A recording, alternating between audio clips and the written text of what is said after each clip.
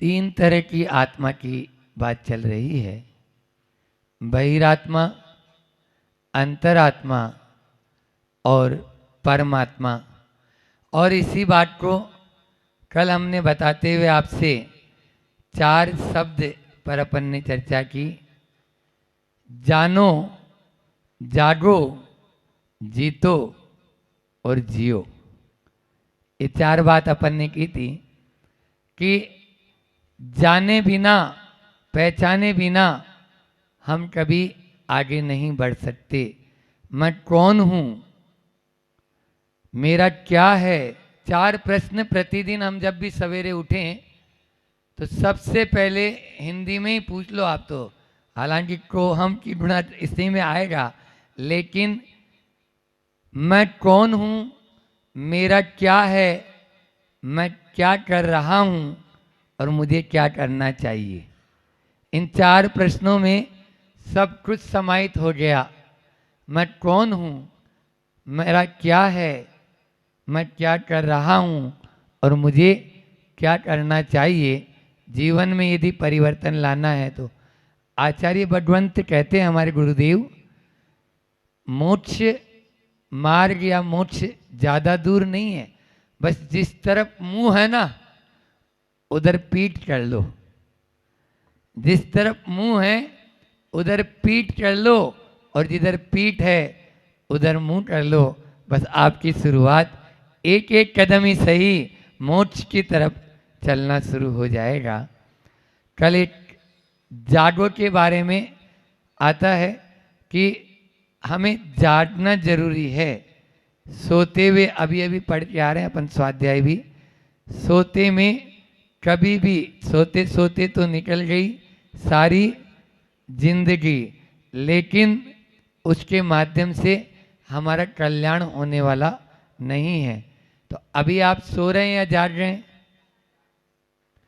एक बार ऐसा हुआ, एक सेठ जी प्रवचन सुन रहे थे, अब आगे की अग्रिम पंक्ति में बैठे हुए, और थोड़ी थोड़ी देर बाद में उनकी आंखें और मूड हिलने लगे। तो अब सामने वाले वक्ता को भी थोड़ा सा, क्यों सेठ जी सुन रहे हो? वो अपने आप को सचेत करते, हाउ सुन रहा हूं। फिर वही थोड़ी देर फिर चला, फिर वही एपिसोड चालू, फिर वही झपकी आना शुरू, क्यों सेठ जी सुन रहे हो? फिर वो अपने आप को संभालते और हाउ।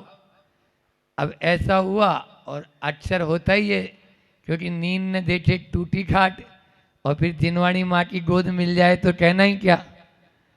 जिनको कहीं पर भी नींद नहीं आती वो यहाँ आ जाओ, अनिद्रा के शिकायत रहेगी नहीं आपकी। यहाँ पर आराम से उसको माँ जिनवाणी की गोद में निद्रा देवी आराम से। आचार्य श्री जी का एक हाइकू भी है, निद्रा वासना दो बहनें जिन्हें लज्जा न छूती। निद्रा वासना दो बहनें जिन्हें लज्जा न छूती। ये कहीं पर भी आप देखिए, नींद न देखे टूटी खाट और काम न देखे जात कुजात, ऐसा कहा गया है।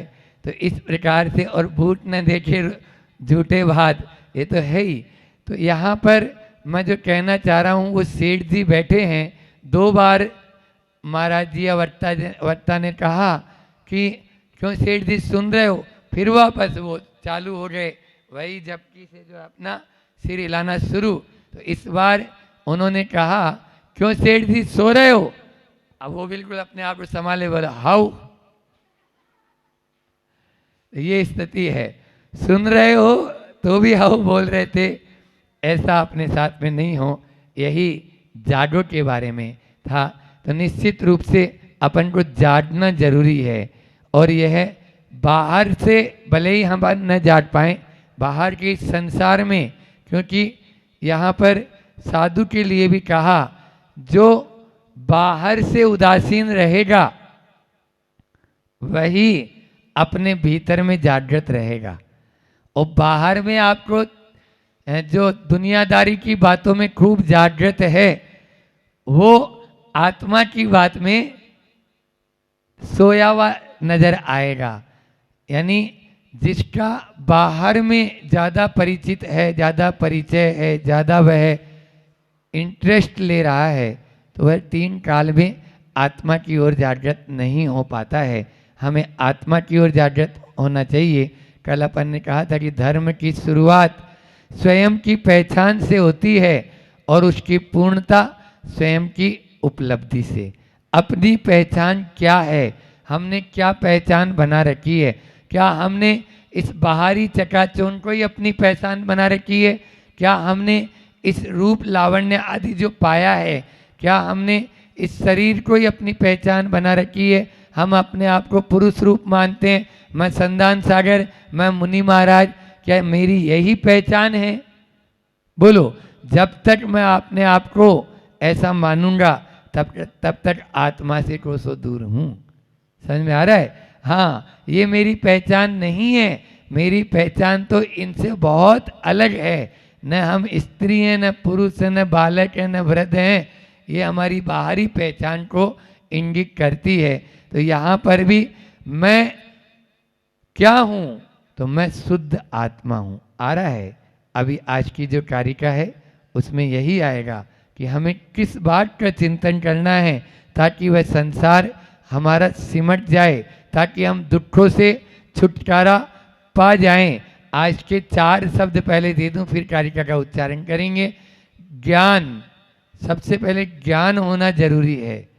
ज्ञान, भावना, अनुभूति और उपलब्धि। उपलब्धि तक हमें पहुंचना है तो सबसे पहले ज्ञान होना जरूरी। जब ज्ञान को हम भावना का पुट देंगे बार बार, क्योंकि संत कहते हैं कि भावना ही भवनाशनी है और भावना ही भव विकासनी है। अपने ऊपर निर्भर है, हम इस संसार का विकास करना चाहते हैं या संसार का नाश करना चाहते हैं। विकास करना भी अपने ही हाथ में है, लेकिन हम विकास के ही साधनों को जुटा रहे हैं, नाश के साधनों को नहीं। तो संत कहते हैं पहले ज्ञान होना जरूरी, और ज्ञान हो गया तो उसका उपयोग करें बार बार, तभी वह अनुभूति में ढल पाएगा। तो ज्ञान को भावना का पुट देंगे तब वह अनुभूत होगा और उपलब्धि में आ पाएगा। यहाँ पर आचार्य भगवंत ने कहा कि आप प्रतिदिन भावना भाएं। आज की मेडिकल साइंस भी इस बात को मानती है। हमारे अवचेतन मन में जैसी हम फीडिंग कर देते हैं वही बातें हमारे लिए चलती रहती है, क्योंकि भावों से ही संस्कार पड़ते हैं और संस्कार से हमारे विचार मजबूत होते हैं। विचारों से जैसे विचार होते हैं वैसी हमारी प्रवृत्ति बन जाती है, और जैसी प्रवृत्ति होती है वैसा ही हमारा चारित्र बन जाता है। इसलिए चारित्र में या अनुभूति में लाना चाहते हो तो पहले अपने भावनाओं को मजबूत बनाना होगा। बार बार एक ही भावना भाएं, मैं शुद्ध आत्मा हूँ, मैं शुद्ध आत्मा हूँ, मैं स्वस्थ आत्मा हूँ, मैं स्वस्थ आत्मा हूँ, मैं पवित्र आत्मा हूँ, मैं पवित्र आत्मा हूँ, मैं शांत आत्मा हूँ, मैं शांत आत्मा हूँ। यही तो भावना योग कहता है, यही हमारे आचार्य कहते हैं। बार बार भावना भाएंगे तभी वह अपने लिए थोड़ा समय निकालें और उस समय में ऐसी भावना भाएं, क्योंकि तन की बीमारी के लिए तो हम अनेकों इलाज करते हैं। थोड़ा सा भी आजकल तो ऐसा भी होता है रूटीन चेकअप। मैंने बोला ये क्या होता है? एक व्यक्ति आया, महाराज जी रूटीन चेकअप के लिए जा रहा हूँ। मुझे रूटीन चेकअप क्या होता है भैया? चेकअप तो सुना था, लेकिन रूटीन चेकअप पहली बार सुना उसके मुख से। कोई महानगर की बात है? बोले नहीं, वो आजकल सिस्टम रहता है, एक पैकेज रहता है डॉक्टरों का। उस पैकेज में आप यानी अपना यानी जो है ना नाम वगैरह या जो भी जमा होता है राशि वो करवा दो, तो आपको महीने में या 15 दिन में एक बार जाना ही है, तो आपकी जांच वगैरह होगी। मगर हो गई, हद हो गई ये तो तन की बीमारी के लिए तो आप इतने सजग रहते हो, या मन और चित्त की बीमारी के लिए कितने सजग हैं? बोलो, इस मन की और चित्त की बीमारी को यदि ठीक करना है तो आ जाओ एलोरा, और यहाँ पर जो समाधि तंत्र की जो कारिकाएं दी है ना, उन एक एक कारिकाओं को अपने जीवन में उतारते चले जाओ। आपका तन, आपका मन, आपका चित्त और आपका यानी आत्मा सब कुछ प्रसन्न हो जाएंगे, सब प्रशस्त हो जाएंगे। तभी होंगे जब हम उनको एक एक कारिका को अपने भीतर में उतारते चले जाएंगे। तो आज यहाँ पर आचार्य भगवंत इस कारिका के माध्यम से जो 3 प्रकार की आत्मा, अभी तक तो हमने बाहर बाहर ही पर को ही अपना माना, अपनी सुध भूल ही गए। अपने घर को देख बावरे, सुख का जहाँ खजाना रे, क्यों पर में सुख खोज रहा है, क्यों पर का दीवाना रे। अभी पर के ही दीवाने बने हुए हैं। आचार्य श्रीमद् राजचंद्र जी एक दोहा लिखे हैं कि आत्मभ्रांति समय रोग नहीं, आत्मभ्रांति समय रोग नहीं, सदगुरु वेद सुजान, गुरु आज्ञा सम पथ्य नहीं, औषध आत्म ध्यान। तीनों चीज बता दी, आपकी बीमारी भी बता दी, बीमारी का इलाज भी बता दिया, और बीमारी के लिए पथ्य भी बता दिया, क्योंकि पथ्य जरूरी है। यदि पथ्य नहीं होगा तो कभी 3 काल में कोई ठीक हो सकता है। आयुर्वेद में एक कहावत प्रचलित है, पथ्य सती किमोस्तम और पथ्य सती किमोस्तम। यदि पथ्य का पालन कर रहे हो तो औषध की क्या जरूरत है, ठीक हो जाओगे ना। और पथ्य का पालन नहीं कर रहे हो तो औषध की क्या जरूरत है। हाँ, जाना ही है ऊपर, तो वह है, तो पथ्य जरूरी है। यहां पर भी आत्म भ्रांति समरोध नहीं है, आत्म भ्रांति से बचना है। और सदगुरु उसके वैद्य हैं, गुरु आज्ञा सम पथ्य नहीं, बस गुरु का जो वचन है वही हमारे लिए पथ्य हैं। औषध आत्म ध्यान, और औषधि है आत्म ध्यान के लिए हम लवलीन रहें।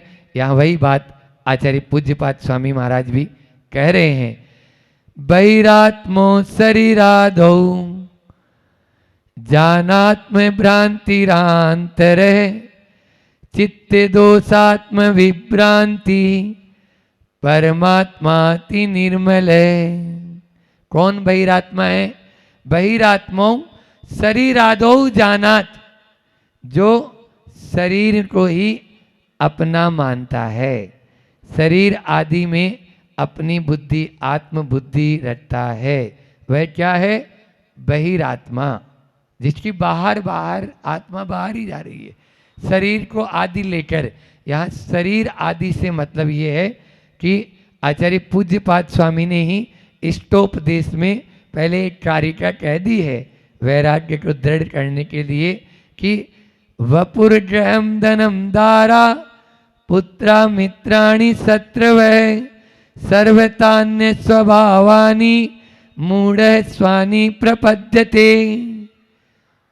मूढ़ अपना मानता है, मूड क्या? जिसका मूड अच्छा है वो, मूड तो अच्छा होता ही नहीं है, खराब ही रहता है। छोटा सा बच्चा ही बोलता है अभी मेरा मूड नहीं है, वो भी ये बोलता है अभी मेरा मूड नहीं है। तो मूड को मोड़ दो, मोड़ने के लिए समाधि तंत्र या इष्टोपदेश पढ़ लो। मूड को मोड़ना चाहते हो, अपने मूड को, मोड होता है ना, मोड, मोड का मतलब क्या होता है? इंग्लिश में भी मोड होता है ना, जैसे एफएम मोड, फिर विविध भारती मोड, रेडियो के मोड होते हैं ना, ये अलग अलग चैनल जो होते हैं वो मोड होते हैं। ऐसे ही अपने इस मूड को भी मोड़ने के लिए ये कारिकाएं रखी। तो शरीर को आदि, वपुर ग्रहम धनम दारा आदि सब तरह आ गए इसमें, एक एक क्रम से बढ़ते हुए। शरीर होगा तो क्या होगा? घर होगा, घर होगा तो घर कैसे बनेगा? क्या फ्री फोटड़ में बन जाएगा क्या? धन चाहिए, धन हो गया, घर हो गया। अब घर के स्त्री होगी तब वो घर कहलाता है, अन्यथा घर जाएगा। गृहस्थ जो है गृहिणी होना जरूरी है। तो वपुर ग्रहम धर्मदारा, पुत्रा, फिर स्त्री होगी, पुत्र मित्र शत्रु आदि सब होंगे। इस प्रकार से आगे आगे आगे आगे बढ़ते चले जाएंगे। शरीर से आदि सबसे नजदीक कौन? और सबसे धोखेबाज कौन? बोलो, सबसे पास में रहने वाला कौन है? शरीर। 24 घंटे 24 आवर्स, 1 सेकंड भी अलग नहीं है। लेकिन सबसे धोखेबाज भी यही है, आपको कब धोखा देगा। इसलिए ये धोखा दे उससे पहले आप धोखे खा लो। क्या बोला? हाँ, हम तो मुनि महाराज जी हैं, धोखा खाते ही नहीं है। जो त्यागी वृत्ति हो जाते हैं वो सब चीज धोखे। इसीलिए बोला शुद्ध भोजन करेंगे। शुद्ध भोजन का मतलब ही यही है, वो धोखे खाएगा हर चीज को, बिना धोखे नहीं खाएगा। शुद्ध भोजन का मतलब तो समझ में आ रहा है? तो धोखे नहीं खाना है, धोखे खाना है। हाँ, समझ में आ रहा है ना? धोखा खाना अपनी डिक्शनरी में है ही नहीं, अपन तो धोखे खाओ। इसलिए धोखा। वैसे भी कहा गया है कि शरीर आपको छोड़े उससे पहले अपन इसको छोड़ने का पुरुषार्थ करें, बहुत ही अच्छा रहेगा। तो बहिरात्माओं शरीरादौ जानात भ्रांति, जानात्म भ्रांतिर अंतर है, यानी जो इस प्रकार की भ्रांति में जीता है वह। और चित्त दोषात विभ्रांति, चित्र की दोषों में ही जो चित्त के दोष है उसकी विभ्रांति को दूर कर दिया है, वह मिथ्या भ्रांति को दूर कर दिया है, वह अंतर आत्मा है। और परमात्मा कौन? परमात्मा अति निर्मल है। यहाँ पे कहा जो शुद्ध है बिल्कुल, मतलब यानी उसमें कोई तरह का दोष नहीं है, जो 8 गुणों से समन्वित है, ऐसे परमात्मा हैं। तो वह परमात्मा, या जिन्होंने घाती कर्म रूपी मैल को भी धो डाला है, ऐसा वह निर्मल आत्मा, शुद्ध पवित्र आत्मा परमात्मा कहलाते हैं। इस प्रकार से यहाँ पर तीनों की परिभाषा बहुत संक्षेप में लेकिन सार गर्भित समाधि यहाँ पूज्यपाद स्वामी महाराज कह रहे हैं कि आप बहिरात्मा को छोड़ो। ये कब छोड़ेंगे? अंतर आत्मा बीच में रखा है, अंतर आत्मा को पकड़ेंगे और परमात्मा की ओर हमारा ध्यान रहेगा तो बहिरात्मा अपना आप छूटता चला जाएगा। बस आपको बहिरात्मा को छोड़ने का पुरुषार्थ मत करो। मैं तो ये कहूँगा आप अंतर आत्मा के करीब आते चले जाओ, वो अपना आप ही दूर होता चला जाएगा। क्योंकि अपने इस 2 बगीचे हैं, एक माली के, और वो 2 बगीचे हैं, एक शरीर और दूसरा आत्मा। एक में पानी डालोगे तो दूसरा अपना आप ही सूखने लगता है। समझ में आता है? भले आप ये बोलो कि महाराज जी क्यों सूख रहे हैं, सूख नहीं रहे हैं। एक को डालो पानी तो आनंद अलग ही आता है। जब उपवास होता है महाराज जी का, देखो एक आहार एक उपवास में तो कितना आनंद आता है, कोई लेना देना नहीं, अपने आप में लीन हो जाते हैं। तो यही अपने लिए भी अनिवार्य है। नहीं तो इसको खिलाते रहो, फिर खिलाओ तो फिर उसके बाद में क्या हाल होता है वो ध्यान रहता ही है। हाँ, तो इसलिए वह दिन भर उसी में ही उसका ध्यान चला जाता है, ये सब कुछ नहीं। इसलिए अपनी इस मिथ्या भ्रांति को दूर करना है। कल भी पद्यानुवाद रह गया था, गुरु जी ने बहुत सुंदर समाधि तंत्र की एक एक कारिका का पद्यानुवाद किया। कल वाली कारिका और आज वाली कारिका जुड़ी हुई है कि बहिरात्मा क्या, अंतरात्मा क्या और परमात्मा क्या।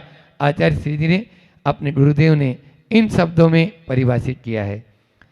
आत्मा यही त्रिविध है सब देहियों में, आदेय है परम आत्म पे सबों में, तो अंतरात्म शिवदायक है उपेय, धिक्कार हाय बहिरात्म निंद है ये।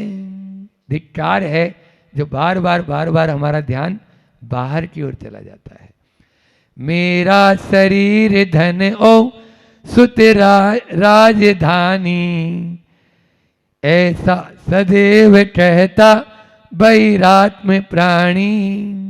बस मेरे लिए मेरा शरीर, मेरा धन, मेरा बेटा, मेरी पत्नी, मेरी कार, मेरी गाड़ी, मेरा बंगला, यही उसकी राजधानी है।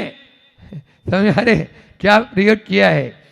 मेरा शरीर धन औ सुत राजधानी, ऐसा सदैव कहता बहिरात्म प्राणी।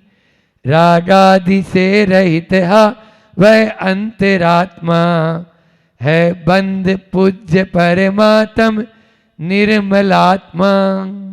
वह निर्मल आत्मा बंद से रहित पूज्य है, परमात्मा है।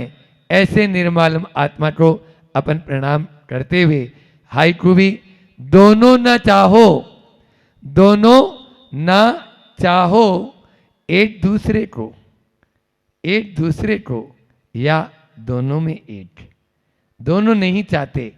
शरीर आत्मा को नहीं चाहता, आत्मा शरीर को नहीं चाहता, दोनों में से एक को चाहो।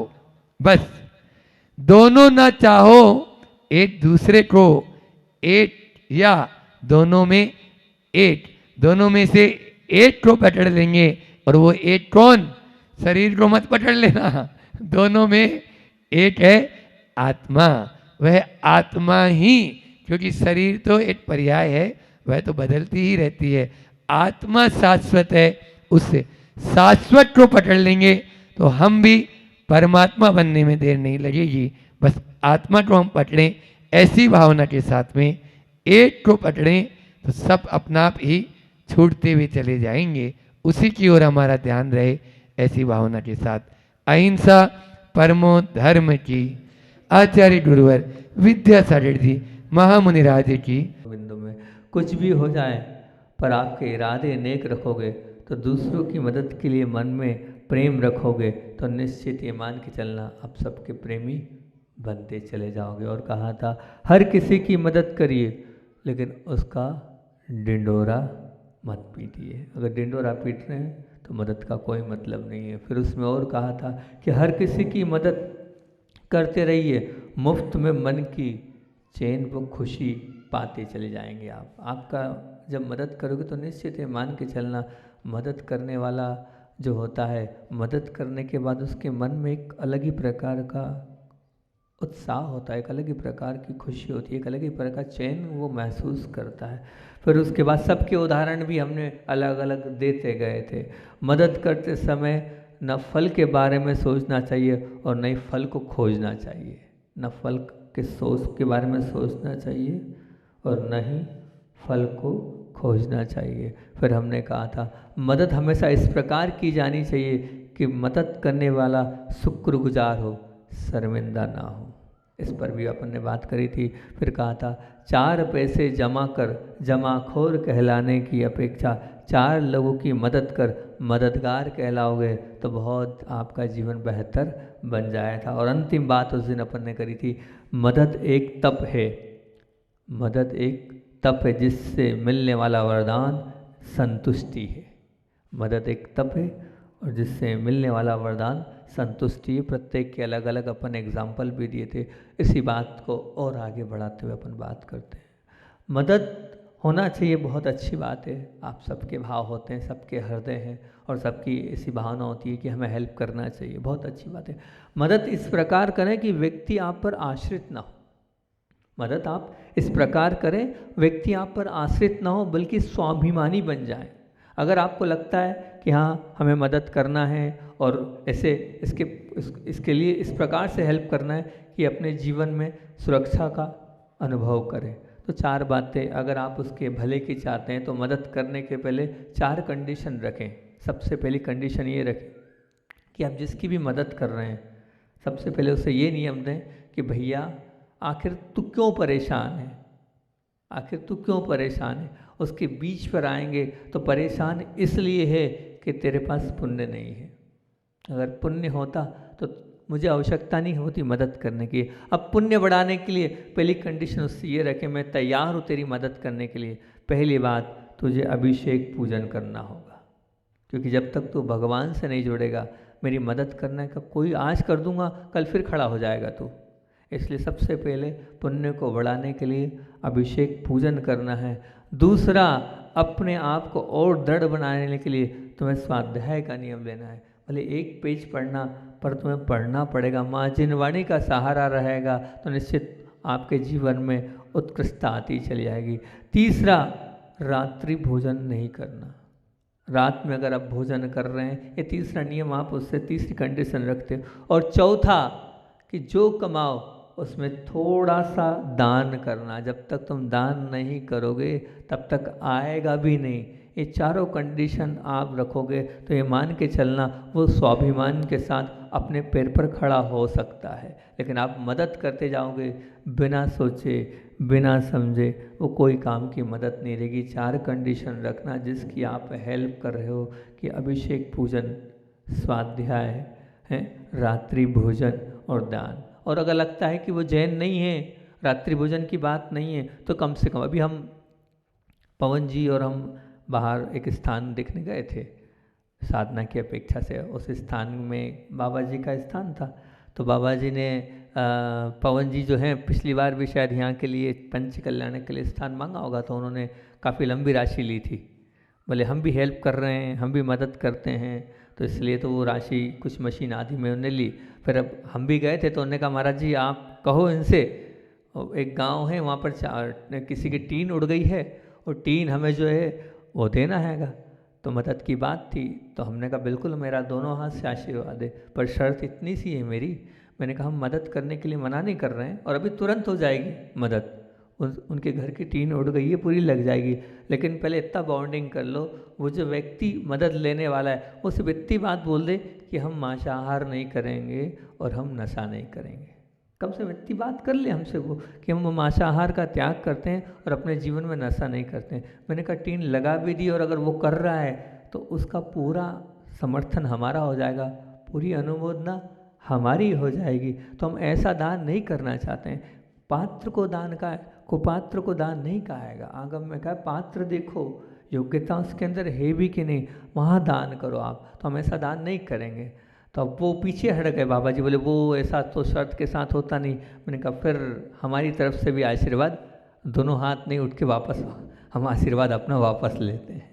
तो ये आपको कम से कम दान देने के पहले पात्रता भी देखनी पड़ेगी कि हम जिस पात्र को दान दे रहे हैं वो पात्र उस दान के योग्य है कि नहीं, वो पात्र उस दान को एक्सेप्ट करने को स्वीकार करने योग्य है कि नहीं। ये बहुत बड़ी परीक्षा की आवश्यकता है। तो आप दान धरें, आप मदद करें, आप हेल्प करें, लेकिन कुछ कंडीशनों को रख कर करें। ये विवेक कहलाता है, ये अंदर की जागरूकता कहलाती है। इस जागरूकता के साथ आप करेंगे तो बहुत अच्छी बात है। दूसरी बात, कभी अपनी मांगों को छोड़कर किसी की ज़रूरतों को पूरा करके देखोगे तो बहुत अच्छा लगेगा, बहुत अच्छा लगेगा। अपनी स्वयं की मांग को समाप्त कर कर उसको एक कोने में रख कर और फिर दूसरे की मांग को अगर आप करोगे ना, वो जो प्रसन्नता है, वो जो खुशी है, वो अलग प्रकार की होगी। मैं अपने जीवन की एक घटना एक बार और सुनाई, आज और इसी प्रसंग में उसी घटना को सुना रहा हूँ। बामोरा में तो एक बार चतुर्मास में बताई थी, रामटेक की बात है कि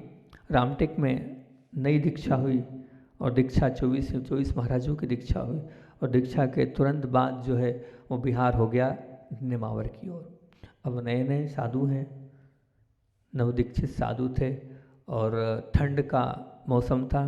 ठंड में बिहार हुआ और ठंड में बिहार हुआ तो हमारे यहाँ तो एक ही नियम है गुरुदेव का कि वो बाद में पूछते हैं कि 2 टाइम खाते हो कि 3 टाइम खाते हो कि 4 टाइम खाते हो। सबसे पहली बात बोलती है चटाई नहीं मिलेगी। पहली शर्त क्या होती है, संघ में दीक्षा लेने के लिए ओढ़ने को नहीं मिलेगा, पाटे पर ही सोना पड़ेगा और कुछ भी चटाई आदि का या घास आदि का उपयोग नहीं करना पड़ेगा। तो एक कंडीशन के साथ ही दीक्षा होती है कि वो भी एक प्रकार का, मान लो आप हमारा 28वां 29वां मूल गुण है संघ का। तो अब पूरे नवदीक्षित मुनिराज थे और ये मान के चलना, ऐसा मैंने अक्सर देखा है कि जब दीक्षा होती है तो दीक्षा के बाद परीक्षा बहुत होती है। परीक्षा ऐसी होती है कि अंतराय सबसे ज़्यादा दीक्षा के बाद ही आते हैं। दीक्षा हुई नहीं कि परीक्षा चालू और अंतराय ज़्यादा आते। तो 3-4 महाराजों को, 5 महाराजों को तो आते ही रहते थे अंतराय, 2 अंतराय, 3 अंतराय, 4 अंतराय, 5 अंतराय। अब बिहार चल रहा था और बिहार चलते वक्त एक स्थान की बात है, एक स्थान पर हम लोग पहुँचे। वहाँ पर स्थान की बहुत कमी थी। आगे भी देखा है, हमारे विनय भैया उस स्थान को देख रहे थे, आगे भी स्थान नहीं, पीछे भी स्थान नहीं। अब स्थान है नहीं, संघ को रोकना है। तो एक बहुत बड़ा, आप लोग वो जो माल रखते हैं उसको क्या बोलते हैं, वेयर हाउस मिला। अब वेयर हाउस में 2 या 3 कमरे बड़ी मुश्किल से थे और पूरा वेयर हाउस था और पूरा वो लंबा बहुत बड़ा हॉल था। अब वो हॉल तो था, तो अब संघ की एक मतलब सिस्टम है कि जो महाराज जी पहले आ जाते हैं वो बैठ जाते हैं पार्टी पे। ऐसा कुछ रहता नहीं कि कोई वो जो आके बैठ गया सो फिर वो पार्टी पे हो जाता है। एक व्यवस्था तो बनानी पड़ेगी ना, किसका कौन सा पार्टा है, कौन सा पार्टा, जैसे जो पहले आके जहाँ बैठ गया, जिस स्थान पर बैठ गया, फिर वो पार्टी पे महाराज जी रात भर रात्रि विश्राम उसी पर करेंगे। अब लेकिन जिन महाराजों के अंतराय थे, अब वो जो स्थान बहुत कम, अब उतने स्थान में पूरे संघ को रखना, संघ भी बहुत बड़ा। अब जो बचेंगे वो साधु कहाँ रुकेंगे, बाहर उस हॉल में रुकेंगे, जो 2-3-4 साधु। अब योग संयोग की बात है कि ज़्यादा सीट नहीं, अब बहुत कंडीशन कर करके हमारे एक निरी सागर जी महाराज जी थे, इस व्यवस्था को देखते थे बहुत, मतलब उन्होंने इतनी ऐसी व्यवस्था बनी, सिर्फ 2 पाटे थे जिनको बाहर सोना था, कहाँ पर, हॉल में। बाकी पूरे पाटे संघ के जैसे तैसे करके लगा दिए उनने, बहुत ही अच्छे मैनेजमेंट के साथ लगा दिए 2 पाटे उन्होंने। तो हम भी पहुंच गए, और पहुंचने के बाद हम भी पहुंचे, साथ में हमारे आनंद सागर जी महाराज जी भी थे, वो भी पहुंचे। जब पहुंच गए और सामान्य से बैठ गए पाटे पे। अब हुआ ये कि जिन महाराजों को अंतराय था, तो वो निश्चित, जब अंतराय 3 अंतराय होते हैं, 4 अंतराय होते हैं, तो चाल ढीली हो जाती है। अब चाल ढीली हो जाती है तो बाद में ही पहुँच पाएंगे नेचुरली। अब वो दोनों जो महाराज, 3 महाराज थे, अब 3 महाराज जो थे वो सबसे लास्ट में पहुँचे। अब लास्ट में पहुँचे और ठंड का समय और 3-3 अंतराय। अब सोना कहाँ पर है, हॉल में बाहर सोना है। अब बाहर हॉल में सोना है, ये सब पूरा चल रहा था। उसी बीच आनंद सागर जी महाराज जी आए, और आनंद सागर जी महाराज जी ने कहा, बोले महाराज जी आपका पाटा वो हैगा, जो उनका पाटा था वो हैगा, और हमसे पूछा नहीं, बिना पूछे हम आचार्य जी की वैयावृत्ति करने गए थे, हमसे बिना पूछे महाराज जी ने, महाराज जी आपका पाटा ये हैगा।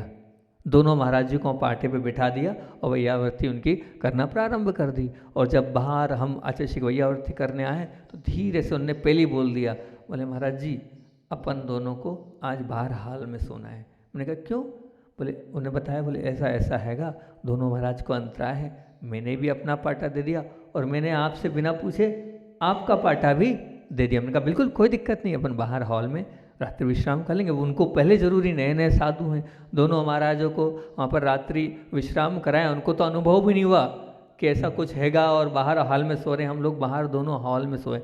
अब वो जो हॉल की जो रात्रि थी, जीवन की सबसे अच्छी रात्रि, नींद 1 मिनट की नहीं, पर अनुभव ये हो रहा था कि अपन ने अपना आवाज़ दान दे दिया, बहुत बड़ा दान दे दिया उन दोनों साधुओं को जो दिया। तो एक अलग खुशी होती है कि अपनी मांग को, अपनी खुद की ज़रूरत को छोड़कर जब हम दूसरों की ज़रूरत को पूरा करते हैं, तो वो जो ज़रूरत होती है और उस समय जो मन की प्रसन्नता होती है वो बहुत अच्छी होती है, आनंद ही उसका अलग आता है। तो मैंने कहा बहुत रातें गुजारी ठंड की, और भी रातें गुजारी ठंड में, लेकिन वो जो रात है वो आज भी झलकती हैगी, वो आज भी याद आती हैगी। दूसरों की मदद करने के बाद आनंद ही ऐसा अलग आता हैगा। तीसरी बात, वास्तविक स्नेह जो होता है प्रशंसा से नहीं, मदद से दर्शाया जा सकता है। आप प्रशंसा तो खूब कर रहे हो, लेकिन आप मदद के लिए आगे बढ़ रहे हो कि नहीं। अभी एक स्थान पर थे हम लोग, तो इंदौर जैसे नगर में तो निश्चित तौर से पढ़ाई का एक जूम इंदौर है, कोटा है, इन स्थानों में अध्ययन के बड़े बड़े कोचिंग हैं। तो अब जो छोटे छोटे गांव हैं, उन गांवों से, क्योंकि मैं नाम नहीं लूँगा, नाम लेना ठीक भी नहीं हैगा, नाम बताना भी अच्छी बात नहीं। एक साधु परमिष्टि की परिवार की बात थी कि एक भाई इंदौर में रहते हैं और एक भाई गांव में रहते हैं। अब एक उन जो भाई की परिवार की बालिका थी वो इंदौर पढ़ने के लिए गई। जब इंदौर पढ़ने के लिए गई तो इंदौर पढ़ने के लिए वो हॉस्टल में स्थान ढूंढ रहे थे। तो मैंने पूछ लिया कि ये बालिका है और अभी इसको आप यहाँ रख रहे हो, तो आप अपने घर में, अपने भाई के घर में क्यों नहीं रख रहे हो? बताओ, आप यूँ तो बहुत प्रशंसा कर रहे हो कि बहुत अच्छी है पढ़ने में, इंटेलिजेंट है पढ़ने में, बहुत बढ़िया काम में है, लेकिन अपने घर में पढ़ाई के लिए वो हॉस्टल साथ में ढूंढवा रहे हो। ये नहीं कह रहे हो क्या 3/6 की जगह नहीं है आपके घर में, 3/6 का स्थान नहीं है आपके घर में कि प्रसन्न आप दूसरों की मदद करने को तैयार हो, लेकिन आपके घर की, आपका खून, आपके बड़े भाई की सुपुत्री हैगी, उसको आप रखने को तैयार नहीं हो। कम से कम अपने जीवन में इतना तो ध्यान रखना कि अगर कोई अपना है तो उसको बाहर मत छोड़ना। मौका मिले तो, इतना बड़ा तो घर है कि 3/6 की जगह तो मिल जाएगी ना, नहीं मिलेगी सोने के लिए इतनी सी जगह, पर ऐसा मत करना। मुझे वो देखकर बड़ा बुरा सा लगा कि देखो क्या है, इतना अच्छा परिवार, संपन्न परिवार, सब कुछ होने के बावजूद भी वो ये नहीं कह पा रहे हैं कि आप रुको, हमारे यहाँ आपकी बच्ची पढ़ सकती है, खुद के भाई की, खुद की खून, उसके बावजूद भी। तो ये कब मत करना, जब प्रशंसा कर रहे हो तो सच्ची प्रशंसा तो वो है कि आप मदद के लिए हाथ बढ़ा दो। अगर चौथी बात कि अगर मौका मिले किसी मदद करने का तो उसका सारथी बन जाना, स्वार्थी मत बनना। क्या बन जाना? सारथी बन जाना, स्वार्थी मत बन जाना। इस पर एक बहुत अच्छी बात याद आई। हम लोग द्रोणगिरी में थे। द्रोणगिरी में जब थे तो एक पूना के भैया हैं, काफ़ी जुड़े हैं हमसे, पूना में रहते हैं, वो हैं तो बुंदेलखंड के शशांक भैया, जो कि सॉफ्टवेयर बहुत बड़ी कंपनी में बहुत बड़े इंजीनियर हैं, सॉफ्टवेयर इंजीनियर हैं वो। अच्छा उनका पैकेज हैगा, लेकिन उनके व्यवहार से या उनके रहने के ढंग से आप कह नहीं सकते हो कि इतनी बड़ी पोस्ट पर है। वो चौका लेकर हमेशा आते रहते हैं, सेवा बिहार आदि में आते रहते हैं। वो जब द्रोणगिरी में आए तो द्रोणगिरी में उन्होंने 7-8 दिन रहे। 10 दिन रहने के बाद जब जाने लगे तो वो कुछ लोगों को लेकर हमारे पास आए। अब जब वो कुछ लोगों को लेकर आए तो उन्होंने कहा, महाराज जी इनको आशीर्वाद दो। मैंने कहा क्यों, क्या हुआ? बोले महाराज जी इनके पास सिलाई मशीन नहीं है, यहाँ पर ये हैं, हम इनको सिलाई मशीन दिला रहे हैं। इनके पास जो है, इनका जो बच्चा है वो पढ़ता तो है लेकिन यहाँ पढ़ रहा है, बच्ची सॉरी, हम इसको प्रतिभा स्थली में पढ़ाना चाहते हैं, इसके लिए आशीर्वाद दो। एक ये जो है यहाँ पर बाहर है, इसकी दुकान तो है लेकिन ये जो है बहुत कम सामान है इसकी दुकान पर, हम चाहते हैं और व्यवस्थित हो जाए। तो इन 3-4 लोगों को लेकर आए हैं, आप आशीर्वाद दो ताकि इनकी हम मदद कर सकें। मतलब देखो, मदद ये सारथी बनने का काम है। आप वो खुद गए, उन्होंने ढूंढा किसको आवश्यकता है और ढूंढने के बाद इस प्रकार से मदद करी उन्होंने। मुझे बड़ा अच्छा लगा उनका ये देखने के बाद। उन्होंने किसी ने मदद नहीं मांगी थी, द्रोणगिरी के किसी कर्मचारी ने, वो दुकानदार ने मदद नहीं मांगी। इनने समझा, अनुभव किया, देखा और उनके जीवन के वो सारथी बन गए। ये है, अभी भी जब भी मुझे लगता है कोई बच्चा है, जैसे अभी विदिशा का एक बालक है, वो विदिशा का बालक था, उसको वहाँ पर आईटी कंपनी में लगाना था, मिल नहीं पा रहा था, तो वो वहाँ भिजवाया। उनने अपने यहाँ ही भोजन की व्यवस्था करी, पूरा भोजन कराया और फिर 2 या 3 महीने लगे, 3 महीने तक उनके ही रहे और फिर उसके बाद एक अच्छा पैकेज की नौकरी मिल गई। और भी जैन बच्चों को मैं भिजवाता हूँ, वहाँ पूरा का पूरा वो मैनेज करते हैं और मैनेज करने के बाद उनकी मदद करते हैं और एक अच्छी नौकरी पर लगवा देते हैं।